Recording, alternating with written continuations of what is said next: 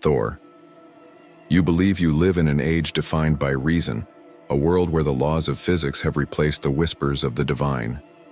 You believe the god of thunder, Thor, is a charming fiction, a relic of a primitive past, confined to the yellowed pages of the Eddas and the cinematic theaters of modern fantasy. But what if that belief, that comfortable separation between myth and reality, is the greatest myth ever sold to you?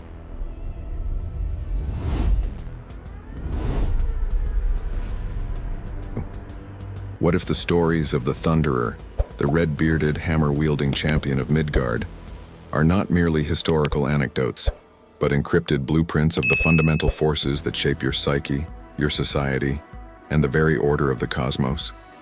For too long, we have treated the ancient gods as dusty, anthropomorphic metaphors for lightning and storm. This journey, however, demands a higher gaze. We will peel back the layers of historical reductionism and pop culture simplification to reveal the core truth. The myth of Thor is an active, living mechanism still at work in your life. The knowledge we will unearth promises to grant you a new, undeniable lens of perception, a profound understanding of the archetypal battles you fight every single day. The Norse world, the cosmos woven from the great Yggdrasil, was a universe defined not by peace but by tension. And at the core of that cosmic tension stood Thor, the Thunderer. He was the unwavering bulwark against the forces of chaos, the Jotun, the elemental giants whose sole purpose was entropy, the unraveling of all structure. His role was not that of the chief strategist, a title reserved for the wise Odin, nor the cunning trickster, the domain of Loki. Thor was the guardian of the boundary, the ceaseless enforcer of Askr, order, against Jotunheimer, chaos. The myth instructs us immediately that the civilized world, the world of meaning and growth, is not a given. It is a space maintained by constant, brutal effort. This archetype of the divine enforcer is far from unique to the North. Across the Indo-European lineage, we find the thunder god, the Vedic Indra, the Greek Zeus, the Roman Jupiter.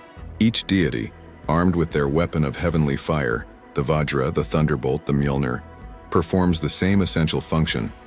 They split the primordial waters of chaos to create and maintain the fertile, structured land of the living. Consider the etymology itself. The Old Norse word Thor is directly cognate with the English thunder. He does not merely wield thunder, he is the manifestation of that disruptive, yet ultimately protective force. Thunder clears the air, breaks the drought, and signals the renewal of life. Thor is the cosmic pruning hook, cutting away the decay so that the garden of Midgard may flourish. The power of the god is embodied entirely within his weapon, Mjolnir. We are told only Thor can lift it, or perhaps only the worthy. But to focus on the metal object is to miss the esoteric meaning. Mjolnir is not a hammer. It is the concentrated will of order. It is the principle that every action must return to its source, demanding accountability. It always returns to Thor's hand, ensuring that no blow, no exertion of will is ever lost or wasted in the chaotic void. It is the perfect loop of cause and effect, the spiritual physics of responsibility. The true myth of Thor is not about battling rock giants. It is about the psychological architecture of resilience. Every one of us carries the blueprint of Midgard within our own mind, the structured self, the ego, the personal order we strive to maintain. And against this inner Midgard, the Jotun still launch their relentless attacks.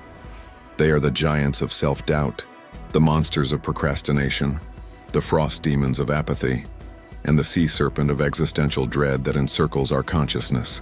The strength of Thor, his mighty belt, Megingjord, that doubles his power, is the psychological reinforcement that comes after the decision to fight. The belt doesn't grant strength arbitrarily. It amplifies the strength already committed to the righteous cause. In the human context, this is the feeling of unwavering conviction that kicks in once you commit fully to a difficult but necessary task. The myth teaches us that true power is not innate, but is a conscious amplification of ethical resolve. Let us examine one of Thor's most crucial and revealing journeys, his encounter with Utgarda Loki in the halls of the giants. Thor is consistently tricked, not by superior strength, but by illusion and perception. He fails to lift a cat that is, in reality, the colossal Midgard serpent, Jormungandr. He tries to drain a drinking horn whose base is connected to the entire ocean. He wrestles an old woman who is, in truth, old age itself. Why would the most powerful of the gods, the indomitable champion, be repeatedly humiliated by tricks of perspective? This is the point where the popular belief system breaks down, and the profound wisdom of the myth is revealed. The true myth is not the legend of Thor, but the mechanism of your own perceptual blind spots. The myths are not showing Thor's stupidity. They are illustrating the fundamental limits of force against the cosmic laws. You cannot defeat the ocean simply by drinking. You cannot halt the process of aging by wrestling a goddess. You cannot lift the totality of existential burden, the serpent that encircles the world, through sheer muscle. The lesson of the Utgarda-Loki myth is the ultimate paradox of the warrior. There are battles that cannot be won with strength alone, only understood through wisdom. The myth compels the modern viewer to ask, where in my own life am I trying to smash an illusion with force, rather than dissolve it with understanding? This is the moment when the god of action is forced to confront the limits of action, a painful realization that motivates the viewer to continue, because the solution to this ultimate paradox, the new lens of perception, lies ahead.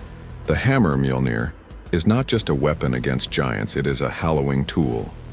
It was used to consecrate marriages, bless the land, and sanctify the dead. This dual function, destruction and creation, marks Thor as the force of sacred boundaries. He destroys the unholy to make room for the holy. He shatters the lie to consecrate the truth. The giants, the Jotnar, are often described not as evil, but as originality, as the raw, untamed forces of nature. Thor's constant warfare with them represents the necessary, painful friction between the creative wildness and the sustaining structure. A civilization that fails to fight the chaos of the Jotun collapses into anarchy. A civilization that totally annihilates the Jotun becomes sterile and rigid. Thor's role is to keep them at bay, not to exterminate them completely.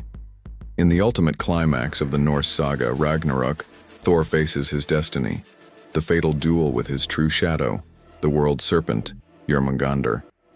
This is the final confrontation of the self with its unconscious totality. The serpent is the circle of life and death, the ultimate unknown that encircles our world of perceived order. Thor kills the serpent but walks only 9 steps before succumbing to its poison. This is the most powerful teaching. The hero achieves the ultimate victory, the destruction of the existential dread, but the effort is terminal.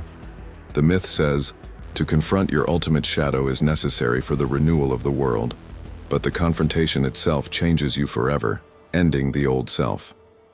The death of Thor is not a tragedy, it is a metaphysical transition. In the new world that rises after Ragnarok, his sons Modi, courage, and Magni, strength, inherit Mjolnir. This is the prophecy of the renewal of the archetype. The pure, unfiltered force of action Thor must pass its essential tools, strength and courage, to the next generation of consciousness. The hero dies, but the principle of order is eternal. The myth of Thor, therefore, is not a question of historical existence, but a question of esoteric function. He is the primal urge to protect, to build boundaries, to enforce justice through immediate, powerful action. When you feel a sudden, undeniable surge of anger against an injustice, when you feel the drive to protect the innocent or to build a firm foundation against the instability of life, that is the Thor archetype activating within your consciousness. The real is the archetype. The thunder god is the psychological muscle that holds your chaos in check. He is the force that prevents your inner world from being consumed by the frost giants of despair and the sea serpent of nihilism. You do not need to believe in a man on a goat-drawn chariot. You need to understand that the necessity for order and righteous strength is a fundamental, non-negotiable component of human reality. The promised lens of perception is this: every time you see a great injustice, a necessary act of discipline, or a force of nature bringing destructive cleansing, stop and recognize the echo of Mjolnir. Recognize that you are not just a creature of intellect, but a host for ancient, divine mechanics of order. The myth of Thor remains real, because we continue to need his hammer to define the boundaries of our humanity. The order he defends is fragile, and the giants are always at the door. If this journey into the profound architecture of consciousness resonated with the guardian within you, and if you are ready to wield a new lens of perception in your own reality, you know what to do. Subscribe to the MIDI or Real channel to continue unraveling the blueprints of existence. Like this video to signify your commitment to facing the shadows, and share this knowledge with the one soul you believe is ready to face the truth and question their reality, the one who needs the courage of Modi and the strength of Magni.